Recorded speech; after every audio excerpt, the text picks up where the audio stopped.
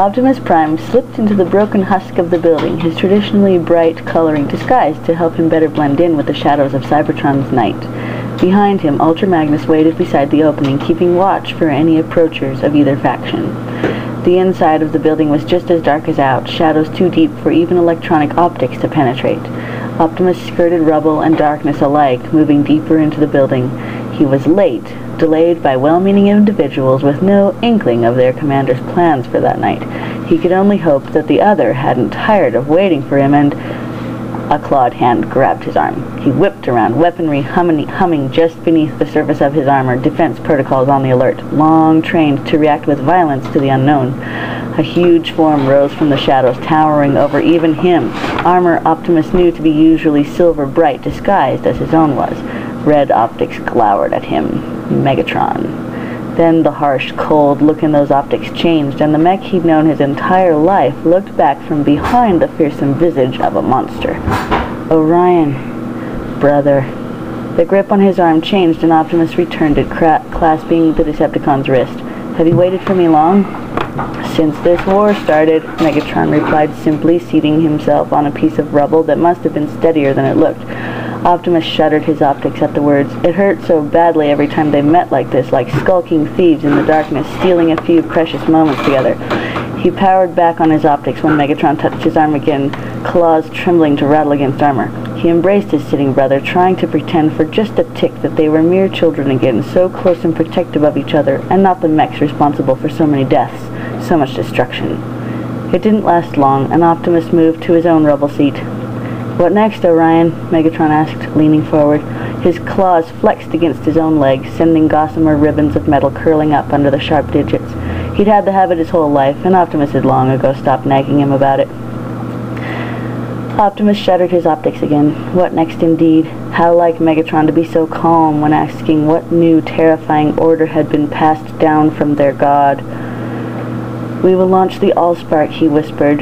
Such words were best spoken quietly. Within the next 5 Vorns, you will follow it, and we will follow you to the sacred race. A sharp noise like pneumatics hissing. Me? Megatron asked, so quiet, so tight, a rare moment of weakness, and Optimus felt his spark contract. Megatron had already given up so much, carrying out the will of Primus. Certainly, their god had ordered the deaths of so many of their race, but it was Megatron that the people who would remember. Megatron, the great and terrible monster, the murderer, the destroyer. It was unfair. The most loyal of all their kind, the most willing to serve, and the people of Cybertron would curse his name until the end of time. Only you can keep up, Optimus said, forcing himself to look at his brother. You will find it, and we will all follow you to the Sacred Ones to take up our roles as guardians. Primus had spoken to him so many Vorns before, had shown him the purpose and destiny of their kind, to protect a race of sacred special creatures from great horrors from between the stars. But too many, Primus had said, were selfish and weak, unfit to take up this role. They had to be culled. Megatron would preach to their people that the time of Cybertron was nigh, that they should go out and conquer and kill, and those too full of hatred and contempt would follow him. The rest would follow Optimus and try to stop Megatron's forces, and those too weak in body, in mind, in spark, would fall. Only the best would survive to follow Optimus among the stars. Only the best would survive to meet the sacred race. There on a planet far, far from Cybertron, the rest of the Decepticons would fall, and those chosen few would remain to restart their race, a selection of those fit to be called Guardians, raising a new generation of Cybertronians as the protectors of the Sacred Ones. And so the warhead began. None of their people could know what they had done, that they had started this war. They would be killed, and the sacred race would be destroyed, devoured without their destined guardians. Optimus had tried to ask their god why this race was so special, why it required so many of their kind to die, and he had been rewarded with a vision of unimaginable horror and devastation.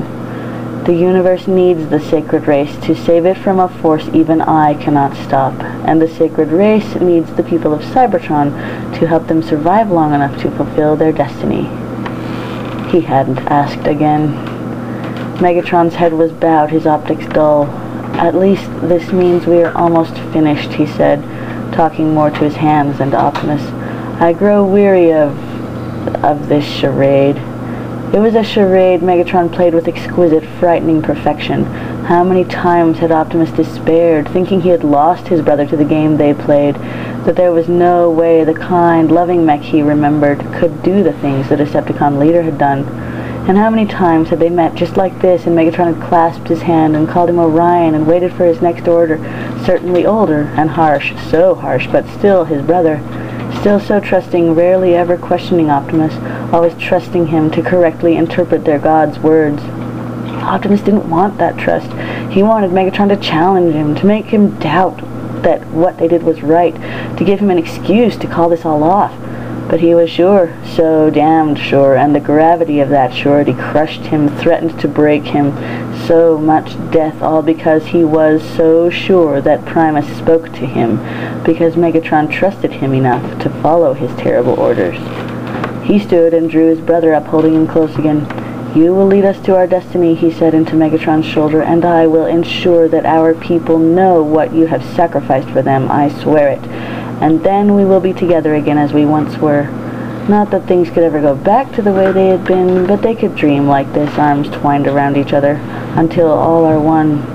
"Until all are one," Megatron repeated, breaking the embrace. He seemed reluctant to move away, however, standing close with his hands on the Prime's arms for another moment, delaying the time when they would have to do their best to kill each other. Autobots approaching. A dark form ducked into the area. Soundwave, Megatron's protege, should he fall. Primus hadn't promised either of them they would live to see the bearing of the fruits they had planted, and they had planned accordingly. Should Optimus fall, Ultra Magnus would train the next Prime, whoever it would be, and he could only assume that Soundwave was ready to step into the role waiting for him. Suggestion: escape. Megatron sighed, his hands tightening fractionally before the mask of Megatron the Tyrant slid back over his face, and he whirled away, melting into the shadows again. Optimus didn't hesitate, silently making his way back to Ultra Magnus, then away from the shattered building.